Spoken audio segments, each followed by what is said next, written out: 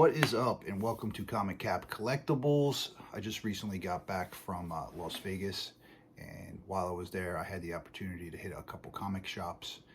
So this is my video on where I went and what I saw, how I was treated, all the above. So first stop was Alternative Reality Comics. Okay, sorry I said that wrong. It's Alternate Reality Comics. And what was cool about this place, it was right next to a card store and a Hot Wheels store. So inside, not a ton of like high-end back issues, but he did have a lot of back issues, a lot of dollar bin stuff, decent selection, just not a lot of high-end stuff. He did have some slabs in the case, nothing crazy. One thing I would say is, I didn't get it in the picture, his pull list was for his customers was like nothing I've ever seen before. He had a 12-foot by 6-foot rack and was filled, so he must have like 300 400 customers doing polls every week. And he also had probably the biggest selection of indie comics I've ever seen in one shop, stuff I've never even heard of. I mean, he had it all. So definitely would recommend this place. Guy was cool, place was nice, place was clean. This is what I got from my first stop. It's always cool when people spend a little extra time and money on getting their own bag. So Alternate Reality Comics, this was on 5300 Southeastern Ave in Las Vegas. So there's their website. You're going to check them out if you're in the area. You know, it's definitely a few miles off the strip, but you know, it's worth the ride.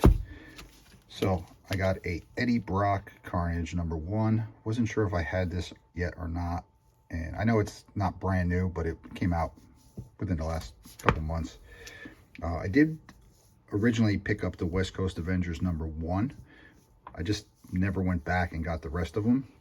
But I was always a big West Coast fan. So, you know, they had the regular issues that came out a few months ago behind the newest. So I was able to get #2. #3 and #4. These I believe were all dollar bin finds. Yeah, these are all dollar bin. Oh, I do have one that was non-dollar bin in here.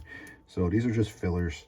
And I have the whole X Factor Volume 1, but that's a very confusing run to collect because the Volume 2 starts back over at 1. And I think when they get to 30 something, they go back to legacy numbers. So in my mind, I'm not complete until I finish that Volume 2 because it kind of all rolls into one. So X Factor 25, X Factor 24, X Factor 10. These are just fillers that I'm missing. X Factor 28, X Factor 19. This was just a silly cover that I grabbed. New Avengers. This is Guardians #15. Also just missing from the collection. He had a lot of this Miss Marvel run. None of the keys that I was looking for, but I did just a filler, #12, dollar bin.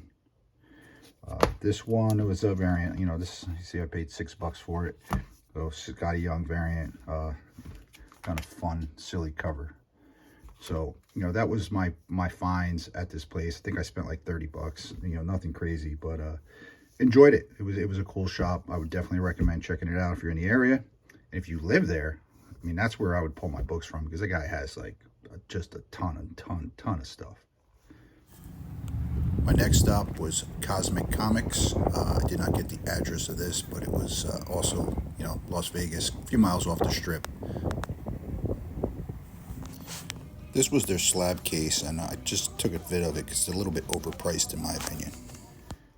All right, so I did not take a lot of video inside this place, and I'm going to explain to you why. And I hate to talk bad about companies or places, so just take it for what it's worth. So I walked in, I saw right in the front behind the counter, they had, you know, I don't know, 8 long boxes, dollar bins. Walked up, started looking, literally 10 seconds after I started looking, maybe 30 seconds in the building, girl comes behind the counter and was like, you can either hang your backpack up on the hook or you could put it on the couch. So I was like, okay, no problem. So set my backpack on the couch. And look, as I'm looking through stuff, there's like 2 young girls that are like circling this place. It was pretty big, but like didn't get a warm and fuzzy, and I get it. You know, people get ripped off, yada, yada, yada. You know, have a sign at the door, no backpacks, whatever. Unfortunately, I didn't drive there, so I couldn't leave it in the car. You know, it is what it is. But didn't like that. They had slabs around the perimeter of the place. Nothing crazy. In my opinion, they were really overpriced. And when I mean by overpriced, I'm saying like 25 to 50% over fair market value. Didn't seem like the kind of place you can negotiate with. I get it, they're in a strip mall, the rent's probably higher, yada yada, whatever. But wasn't blown away by that selection either. Nothing great other than the vid I just showed you in the case with a couple Hulk 181s. Back issues, really no Silver Age, no Golden Age. It was all bronze and up. I did try to look through some stuff, but nothing really caught my eye. So these were just the newer books that I bought and a couple dollar bins and other stuff. So this was Legacy of Vader #1. As you guys know, sucker for Star Wars. Rise of Skywalker #1. So I've been getting this run sporadically. This is #14. I did just watch the Craven movie for the second time. I enjoyed it. It wasn't great. Definitely wasn't bad. So I saw them on the cover, so I had to grab it. I think I only have like 4 issues in this run. I have like 1, 3, 7, and now 14. So this book, this is a variant, 1 in 25 variant, and Jan Dorsima did this cover, and she's always at local cons by me, and I wanted to grab this book just so I can get it signed because it's not super valuable. I think Key Collectors has it at like $5. Clearly that's not $5. However, the cheapest I've seen it on eBay or anything is like $5 with like $7 shipping. So I just pulled the trigger on it. It's a high grade copy. More of a want. Still think I overpaid a little bit, but it is what it is. These were all just dollar bin books that I grabbed.